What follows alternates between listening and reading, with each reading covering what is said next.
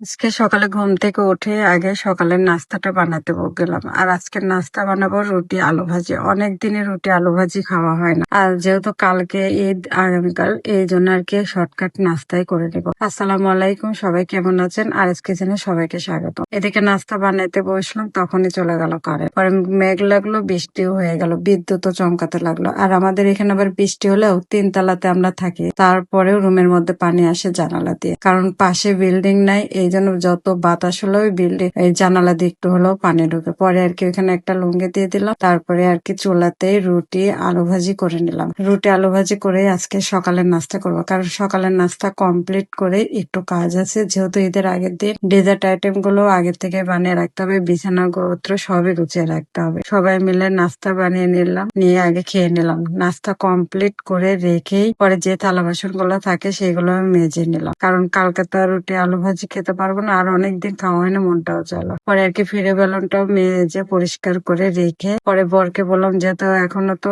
নেই, তুমি আমার রান্নাঘরের এই জায়গাটায় একটু ডেকোরেশন করে দাও, একটু ঘাস দিয়ে সুন্দর লাগবে। পরে আর কি সেই ঘাস কার্পেটটা নিয়ে এসে পরে আবার এভাবে আপাতত ডেকোরেশন করে দিচ্ছে। বলছে 2-1 দিন করো ভিডিও, তারপরে যদি ভালো না লাগে চেঞ্জ করে দেবো। আপাতত এরকম রয়েছে, কমেন্ট করে জানাবেন কেমন লাগছে।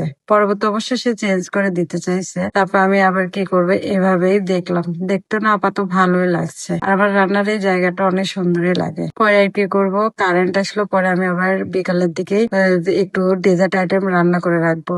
আমি একটু এখন তাড়াতাড়ি করে একটু সেমাই রান্না করব। আর সেমাই রান্না করার পরে পুডিংটাও বানিয়ে রাখবো। আর কয়েকটা ডেজার্ট, কিন্তু সম্পূর্ণ আর ভিডিও তুলে নেই, যেহেতু ভিডিওটা অনেক বড় হয়ে যাবে। আর পুডিং করতে অনেক সময় লাগে। পরে আর কি আমি একটু লাচ্ছি সেমাই রান্না করে না, দুধটা জাল করে নিয়ে, আর আমি দুধটা রাইস কুকারের থেকে জাল করে নিলাম সবকিছু দিয়ে, চিনি, দারচিনি, এলাচ আর গুঁড়ো দুধটা ছিটাই দিয়ে আমি সেমাইটা রেডি করে নিলাম। পরে রেডি করে কমপ্লিট করা হয়ে গেলে পরে আমি আবার বেডরুমে চলে আসলাম, যে না এখন বিছানাটা বিকাল হয়ে গেছে, এখন বিছানাটা গুছিয়ে ফেলে একদম। পরে সুন্দর করে একটা নতুন চাদর পারলাম, আর নতুন চাদর পাড়ার পরে দেখুন বিছানাটা কত সুন্দর। আসলে বিছানাতে সবসময় নতুন চাদর পারলে সুন্দর লাগে। পরে আমি আর কি ফার্নিচার গুলো চারপাশে মুছে নেব। আর অনেকে বলতে পারেন আমার খাটে এখানে কিভাবে এতখানি ভাঙা কেন?